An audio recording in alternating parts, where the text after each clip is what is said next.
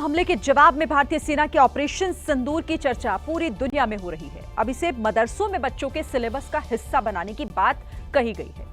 उत्तराखंड मदरसा board के अध्यक्ष शमून कासमी ने एक बयान जारी कर कहा है कि भारतीय सेना के ऑपरेशन सिंदूर को मदरसे के पाठ्यक्रम में शामिल किया जाएगा। मदरसों के बच्चों को पहलगाम हमले और उसके जवाब में सेना के ऑपरेशन सिंदूर की जानकारी दी जाएगी। बच्चों को भारतीय सेना और जवानों की जांबाजी और पराक्रम के बारे में पढ़ाया जाएगा।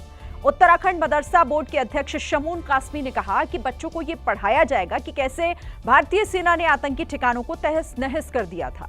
उन्होंने बताया कि पाठ्यक्रम में ऑपरेशन सिंदूर का चैप्टर जोड़ने के लिए जल्द ही मदरसा बोर्ड कमेटी की बैठक बुलाई जाएगी और फिर बच्चों को यह समझाया जाएगा।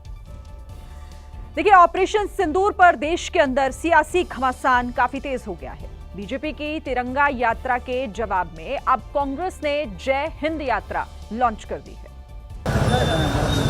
जय हिंद यात्रा के तहत कांग्रेस के नेता और कार्यकर्ता हाथ में तिरंगा लेकर जम्मू की सड़कों पर उतरे।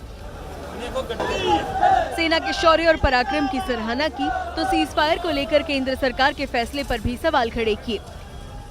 सीज फायर का जो उन्होंने जिस तरीके से थर्ड पार्टी इंटरवेंशन एक्सेप्ट की है और जैसे एक्सटर्नल अफेयर्स मिनिस्टर ने ये कहा कि हमने ऑलरेडी उनको पहले इन्फॉर्म कर दिया था, तो इन सब चीजों के सवालात जो है हमने आज से शुरू कर दिए।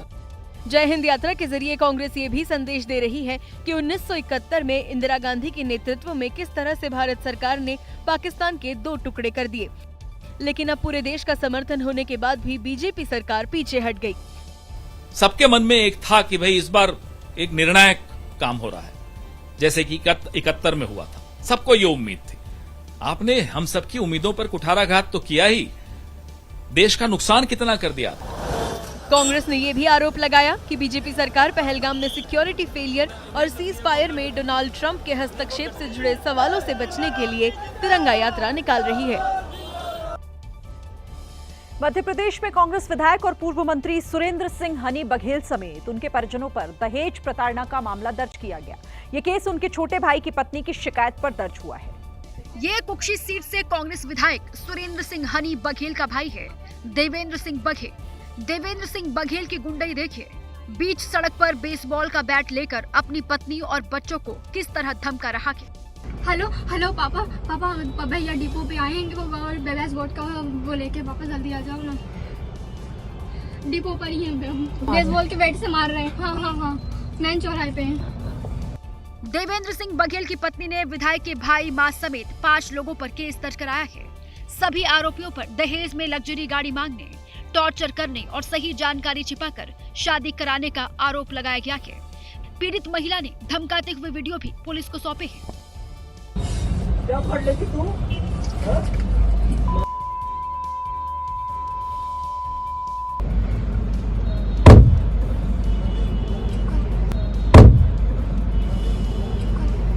पीड़ित महिला ने यह भी आरोप लगाया कि उसका पति दबाव बनाकर तलाक के पेपर पर साइन करवाना चाहते थे।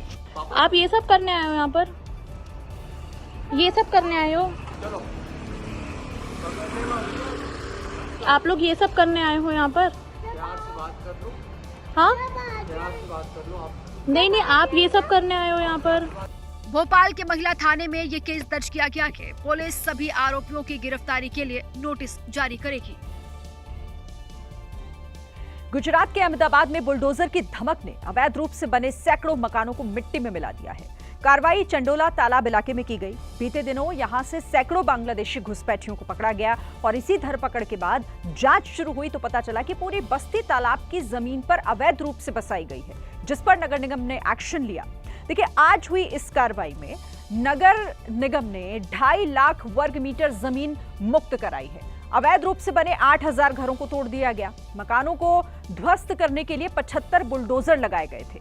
सुरक्षा के लिए 3500 से ज्यादा पुलिसकर्मियों को तैनात किया गया था। वहीं स्टेट रिजर्व पुलिस बल की 25 कंपनी तैनात की गई थी। यहां पर नगर निगम की इस कार्रवाई में बांग्लादेशी घुसपैठियों के ठिकानों के साथ स्थानीय लोगों के अवैध निर्माण को भी तोड़ा गया है।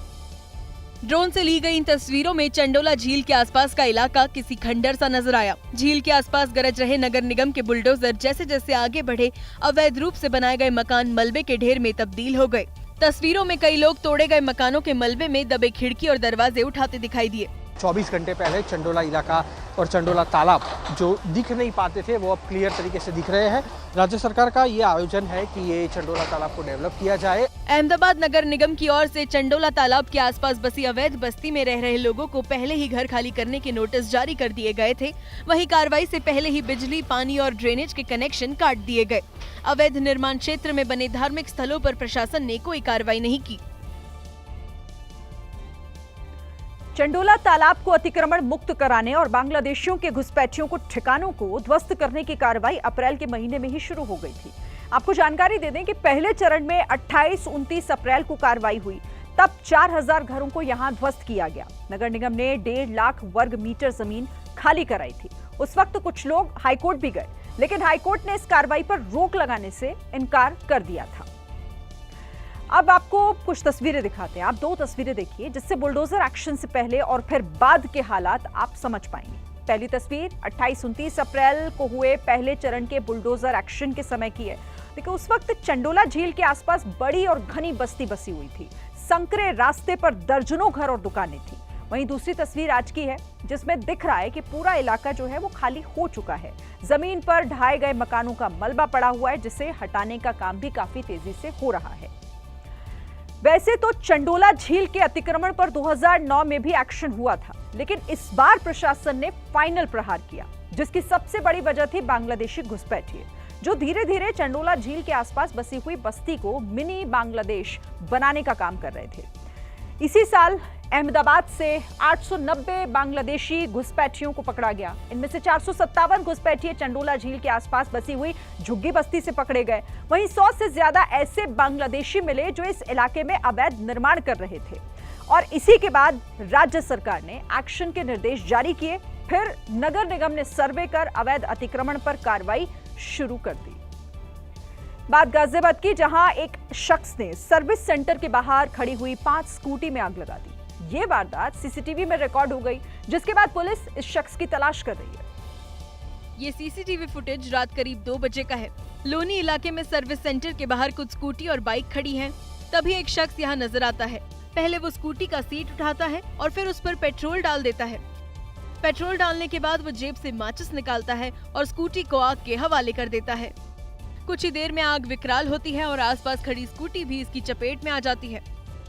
हालांकि अभी तक ये साफ नहीं हुआ है कि आखिर इस शख्स ने स्कूटी में आग क्यों लगाई। सीसीटीवी फुटेज के आधार पर पुलिस ने इस शख्स की तलाश शुरू कर दी है।